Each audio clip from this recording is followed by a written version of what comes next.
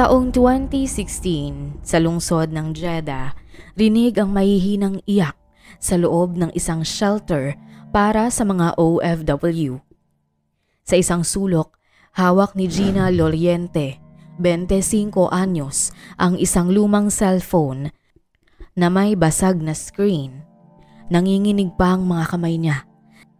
Habang isinasalaysay sa isang volunteer ang sinapit niya mula sa kanyang among lalaki. Halata sa kanyang mukha ang puyat at gutom, at sa mga mata niya ang takot na ilang buwan niyang itinago. Habang umiiyak, paulit-ulit niyang binabanggit ang pangalan ng kanyang kapatid, si Manilyn. Sa talaan ng shelter, nakasaad na si Gina ay tumakas mula sa Riyadh matapos ang halos 8 buwan ng paghihirap at paghahakalang wala ng katapusan ang kalbaryo sa loob ng bahay ng kanyang amo.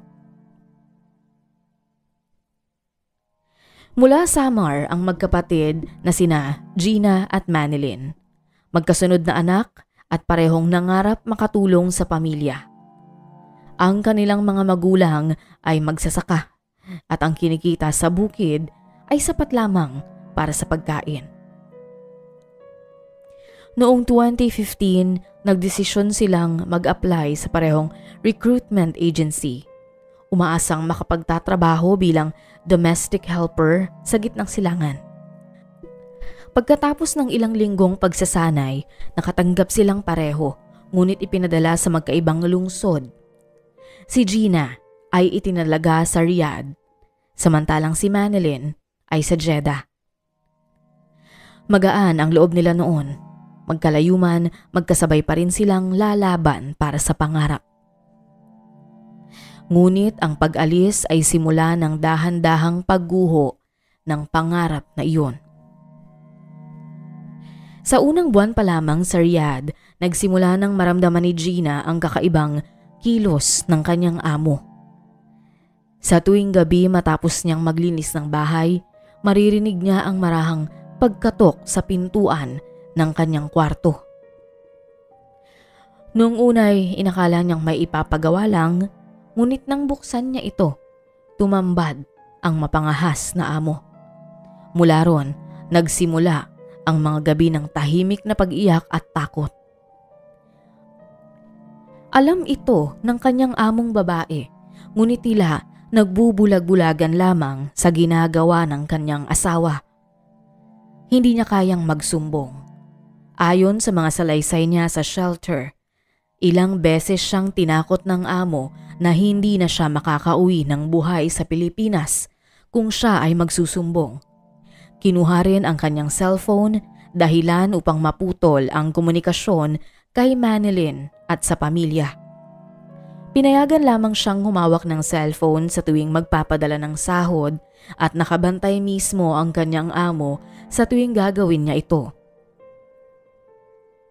Nung gabi bago siya tumakas, sinubukan siyang muling pagmalupitan ng amo. Ngunit sa pagkakataong iyon, nakakita siya ng tsansa. Habang tulog ang mag-asawang Arabo, tumakas siya sa likod bahay. Dala lamang ang sirang cellphone at ang maliit na bag na naglalaman ng kanyang passport.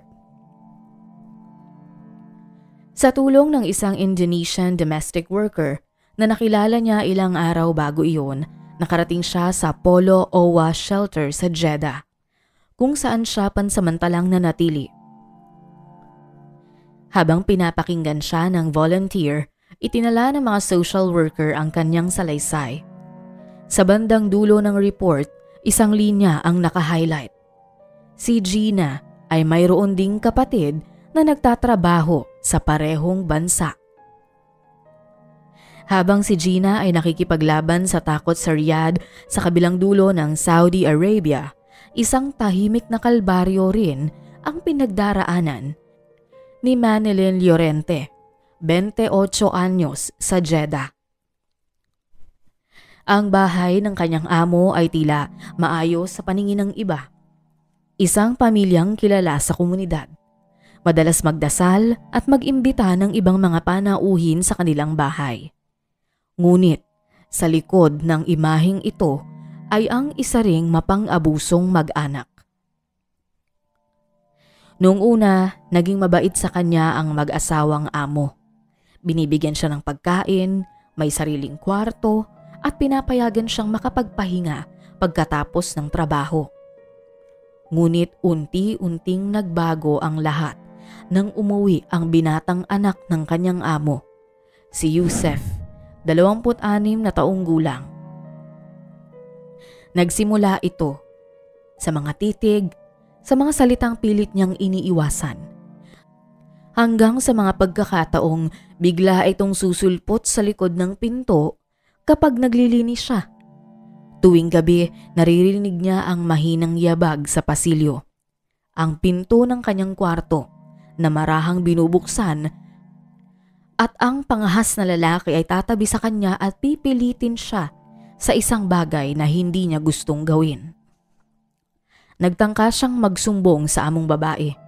Akala niya maririnig at maiintindihan siya. Ngunit ang tinanggap niya ay hindi awa, kundi pananakot. Sinermonan siya at pinagbintangang nagsisinungaling.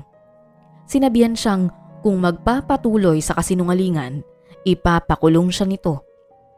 Hindi rin siya pinayagang umalis. Sa halip, kinuha ang kanyang cellphone, ang kanyang passport at naging bantay sarado ang bawat kilos niya. Mula noon, nagbago ang paraan ng kanyang pananahimik. Tuwing gabi, isinasara niya ng mabuti ang kanyang pinto, ngunit tuwing umaga, may mga papel na iniipit sa ilalim nito. Mga drawing na malaswa. May mga salita sa Arabic na hindi niya lubos maintindihan, ngunit sapat upang magpahiwatig ng pagnanasa. Ang mga papel na ito ay tinago niya sa ilalim ng kanyang kama. Inisip na magagamit niya ito balang araw. Agosto 2016, nang ihatid niya ang anak ng kanyang amo sa eskwela. Narinig niya ang mga kasambahay na nag-uusap. Isa sa kanila, isang Pinay, ang nagbanggit ng kwento ng isang kababayang tumakas mula sa Riyadh. Hindi niya kilala kung sino ito, ngunit nagkaroon siya ng lakas ng loob at pag-asang makaalis sa puder ng kanyang amo. Sa mga sumunod na gabi, nagpasya si Manilyn na tumakas. Wala na siyang pakialam kung walang maiuwing pera. Ang mahalaga sa kanya ay ang kanyang kaligtasan at makauwi sa Pilipinas. Gayunpaman, nang gabing magtangka siyang umalis sa bahay ng kanyang amo, ay nahuli siya na lumalabas sa gate. Hinabol siya ng among lalaki at naabutan ito. Nagdahilan si Manilyn na magtatapon lang ng basura, ngunit hindi siya pinaniwalaan ng amo. Sa halip, sinaktan siya at mas lalo pang pinaghigpitan. Naulit pa ang pang-aabuso sa kanya ng anak ng kanyang amo ng ilang ulit. Ilang araw matapos makatakas si Gina Llorente, nagpasya ang mga kinatawan ng embahada na hanapin ang kanyang kapatid na si Manilyn. Sa loob ng tanggapan, isa sa mga staff ang agad nagsagawa ng verification sa agency record, ngunit lumabas na walang updated contact address sa mga dokumento ni Manilyn. Dahil dito, nagsimula ang paghahanap. Tahimik ngunit sistematiko. Tumawag sila sa lokal na agency counterpart sa Jeddah at sa tulong ng mga tagapamagitan, sinimulan ang pagpunta sa address ng employer na nakalista sa orihinal na kontrata. Noong araw ng pagbisita, sinalubong ng amo ni Manilyn ang mga kinatawan ng embahada. Mariin nitong itinanggi na may katulong na Pilipina sa bahay. Ayon sa kanila, umalis daw ito ilang buwan na ang nakalipas. Ngunit napansin ng isang opisyal na tila nagsisinungaling ang amo. Sa isang silid sa likuran ng bahay, narinig nila ang paghingi ng tulong. Nang buksan ang pinto, tumambad si Manilyn. Payat, maputla at halatang pinahirapan. May sariwang sugat sa braso at bakas ng pilat sa hita. Mabilis na kumilos ang mga awtoridad. Sa tulong ng Saudi Police, agad na inalis si Manilyn sa bahay ng amo at dinala sa ospital para sa medical examination. Lumabas sa ulat na may mga indikasyon ng panghahalay sa kanya. Nang tuluyang makalabas ng ospital, dinala si Manilyn sa parehong shelter kung saan naroon si Gina. Sa unang pagkakataon matapos ang halos 1 taon, nagkita silang magkapatid. Tahimik ang unang sandali. Pareho silang umiiyak. Pareho ring walang masabi. Ang yakap na yun ang naging saksi sa parehong bangungot na pinagdaanan nila sa magkaibang syudad. Sa kamay ng magkaibang amo, ngunit may parehong sistema. Sa mga sumunod na araw, parehong nagbigay ng affidavit of testimony ang magkapatid. Sa kanilang salaysay, napansin ng mga staff ng embahada ang isang bagay. Pareho ang apelyido ng kanilang mga amo. Sa masusing beripikasyon, napatunayan na magpinsan pala ang mga employer ni Gina at ni Manilyn. Ang parehong pamilya ay may dati ng reklamo mula sa kanilang dating mga kasambahay, ngunit sa di malamang dahilan ay patuloy silang nakakakuha ng katulong mula sa mga agencies. Ang pagtuklas na iyon ang nagbukas ng pinto sa mas malawak na investigasyon. Sa tulong ng mga abogado ng embahada, inihanda ang coordinated complaint laban sa 2 pamilyang Arabo. Idinagdag sa kaso ang negligence ng recruitment agency na patuloy na nagde-deploy ng mga domestic helper sa mga employer na may record ng pananakit at pang-aabuso. Sa loob ng shelter sa Jeddah, unti-unting bumalik ang lakas ni Gina at Manilyn Llorente. Sa bawat counseling session na isinasagawa ng mga social worker, isa-isang nailalabas ang mga detalyeng matagal nilang kinimkim sa kanilang mga sarili. Ang mga counselor mula sa Polo OWA ay nagulat ng malinaw na pagkakahawig sa mga salaysay ng magkapatid. Sa mga dokumento ng embahada, tinawag itong systemic pattern of abuse. Pagkatapos ng masusing counseling at medical attention, nagkaroon ng repatriation ang magkapatid. Tinulungan sila ng pamahalaan na makauwi ng ligtas sa Pilipinas at pinangakuang ipagpapatuloy ang kanilang kaso at sisingilin ang mga taong nakagawa ng paglabag sa kanilang karapatan. Habang umuusad ang investigasyon, pinauwi ang magkapatid sa kanilang probinsya sa Samar, kung saan sila ay sinalubong ng kanilang pamilya at nagpasalamat sa kanilang kaligtasan. Dito patuloy silang binigyan ng counseling at suporta ng DSWD at OWA. Hindi naging madali ang bawat araw. Maraming gabi na bigla na lang silang nagigising sa bangungot. Mga tanawing bumabalik mula sa madilim na bahagi ng kanilang nakaraan. Ngunit sa bawat pagising, pinapaalalahanan nila ang isa't isa na tapos na ang lahat. Samantala, sa tulong ng mga abogado ng embahada at mga dokumentong isinumite ni Gina at Manilyn Llorente, tuluyang naisampa sa korte ng Saudi Arabia ang mga kasong panghahalay, physical assault at unlawful detention laban sa kanilang mga amo. Ang mga ebidensyang nakalap, mga medical report at salaysay ng magkapatid ang naging matibay na haligi ng kaso. Maging ang mga papel na itinago ni Manilyn sa ilalim ng kanyang kama ay nagsilbing reinforcement sa mga ebidensya. Noong 2018, lumabas ang hatol sa desisyong isinapubliko sa pamamagitan ng korte sa Jeddah.